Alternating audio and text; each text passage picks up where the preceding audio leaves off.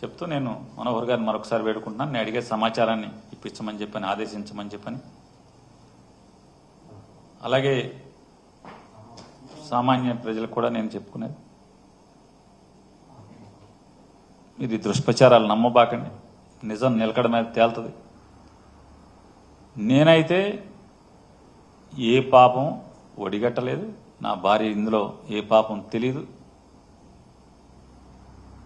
అమాయకురాల్ని ఈ రకంగా నా మీద కక్షతో ఆవిడని చిత్రవద చేయటం, మానసికంగా ఆవిడ క్యారెక్టర్ని దుర్మార్గంగా అసాసిన్ చేసింది ఇన్నాళ్ళు అయిపోయింది. అంటే మేము ప్రభుత్వంలో ఉన్నన్నాళ్ళు ఆవిడ క్యారెక్టర్ గురించి అసహ్యంగా చిత్రీకరించడమే కాకుండా ఇవాళ ఆవిడ మీద కేసు కూడా కట్టి ఈ రకంగా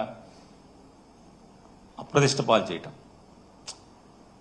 ఏమనుంటే కక్ష నా మీద వేసేయండి, నన్ను మీ ఇష్టం వచ్చింది చేయండి అని చెప్తూ తప్పకుండా ఇంకా చాలా విషయాలు మాట్లాడాలన్నప్పటికీ ఎన్ని కేసు కోర్టులో ఉన్నాయి. 30వ తారీఖు బెయిల్ ఇస్తారా ఎవరా అనేది బెయిల్ తీర్పు 30వ తారీఖు వస్తుంది. అలాగే హైకోర్టులో దాని మీద ముందు ఇవన్నీ ఉండగా ఆ విషయాలు ఎక్కువగా మాట్లాడకుండా లీడర్లను కూడా నువ్వు వచ్చేప్పుడు మరీ చెప్పారు, నువ్వు లిమిట్ దాటి మాట్లాడటం వల్ల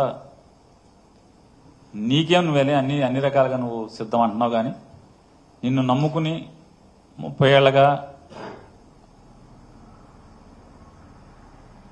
నీ ఇంట్లోనే ఉన్నటువంటి, నిన్ను నమ్మొచ్చినటువంటి నీ భార్యకి ఇబ్బంది జరుగుతుంది, ఇట్లాంటిది ఆలోచించుకుని మాట్లాడమని చెప్తే దానికోసం